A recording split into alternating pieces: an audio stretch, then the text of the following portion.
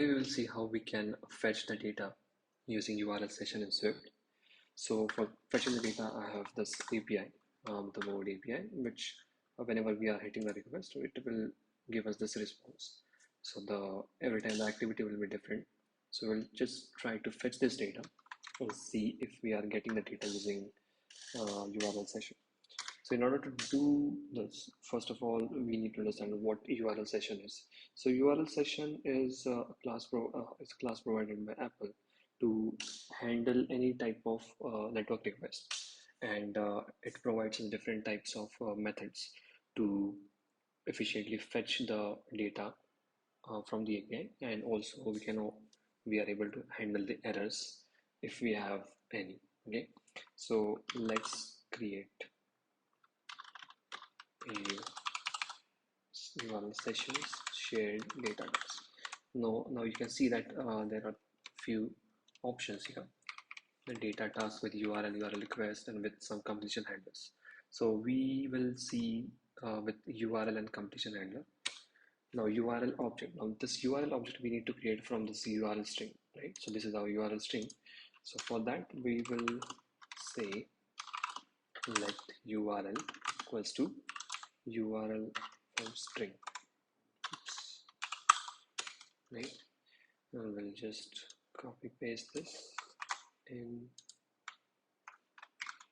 here. Now you should understand that this URL object, after creating its instance, it returns the optional value. So we need to unwrap this, but for now we'll just keep it like we'll force unwrap this, and we'll pass the URL here. Now the next parameter is completion handler, where we're getting the now this is the closure. Now this closure return gets three parameters: data, URL response, and error. We don't want to deal with URL response right now. We'll just take data and keep this blank and the error. Okay. So first we'll check if we have any error. Okay. If we have any error, we will print the error. Localize description. Ideally, we should return from this. Like since this is a playground, we cannot return from this, so we'll just keep it like this. Now we will get the data here. Now if we don't have any error, we should be able to get the data. Now data is optional, so we need to also unwrap that. So instead of force unwrapping, I was thinking to use I could use the guardlet, but then I will have to do something on this. Guardlet data else and print that we did not receive the data, so data not received, right? Now ideally guard should return or break from that it should not fall through. So that's why usually if we are calling it from function, we can just call it return. Okay, let's do one thing. Let's wrap this inside a function. I will create a function fetch data,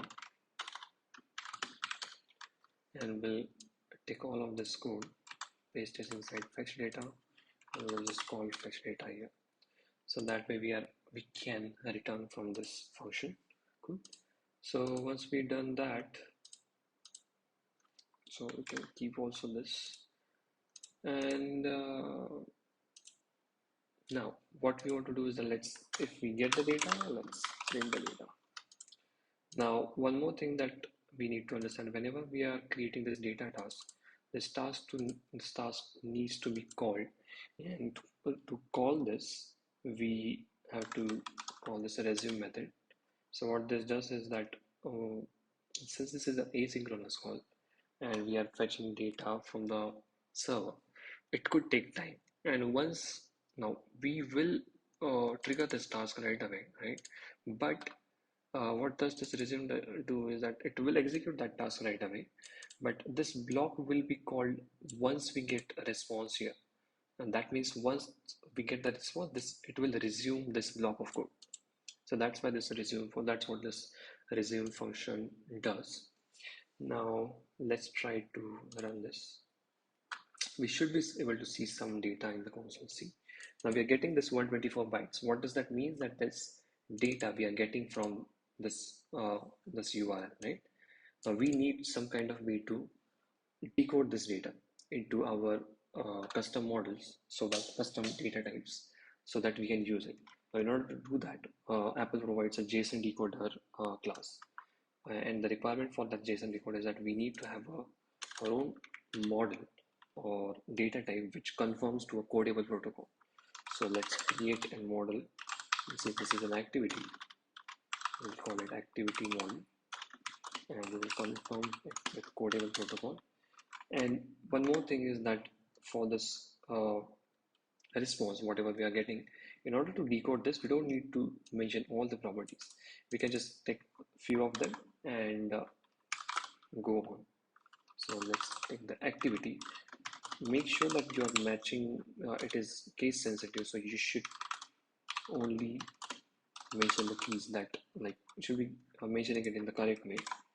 Like key, if I somehow mess up the key, maybe for with its case, we will run on an error. So once we do that, now in order, before fetching the data, before printing the data, we need to decode this, right? So in order to decode this, we'll say JSON decoder give me a decode method. Now this decode method expects the model's type. Now that model should conform to codable or decodable protocol. Since codable is a combination of decodable and encodable, we can confirm it to codable and still pass this here. So we'll say activity model self from the data. Now this function decode, it at runtime it might throw an error. While decoding the data from JSON to our custom model, it can throw error. So that's why we have to handle it. And before that, we have to call it with try. Now, in order to handle the error thrown by this decode method at the runtime, we need to wrap this into a do catch loop, because the function that can throw error, we should be developers should handle those errors. So once we put this line of code inside do block, if in case this method fails and it throws an error, so the error can be cached in this catch block inside this error variable. So if you see, this error is not this error. This error is thrown when anything inside this do block throws an error. It will be cached in this error. Okay. So once we now let's print the response. Okay. We have called everything. Let's try to run this. Should be able to see the model, right? So if you see, we are seeing the activity model that we have defined and the two properties from the response that we are getting: rearrange and organize your room and keep. So that's how you fetch data in iOS using URLSession. Now, there could be some complex models where you have to add multiple values, and there are many things, many like it could be.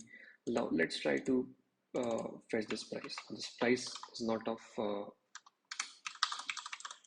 string type, it is of integer type. So let's call it uint and try to fetch this.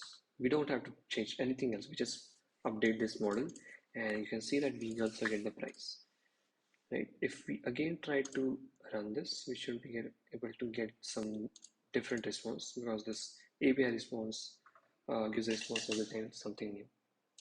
So making a new request, this activity will be changing. So let's try that again. Oh, we ran into an error that the price value data corrupted. Okay. Pass JSON number 0.4 does not fit the URL. Okay, so what happened is that when we are fetching the data, this this API returned an double or float value, right? But what we have defined is here as the uint. So that's why this error we got, that while passing the decoder failed, and that's why we got into this catch block and error was thrown. So let's try to run again this. We can handle this in many ways, like if we just mention it as double, we shouldn't be able to solve that error. Yeah, because even if it is double, or even let's say if it was an integer, it shouldn't be able to work, right? It should work. It's just fetching the double values now. Not sure why. Oh, obviously, it's so random. That's okay. We are able to see the data. That's our motto. That was our motive. So this is the basic setup what you have to do for fetching the data. So that's it for this video. If you have any questions, please leave a comment. And if you find this video helpful, give it a like. I will see you in the next one.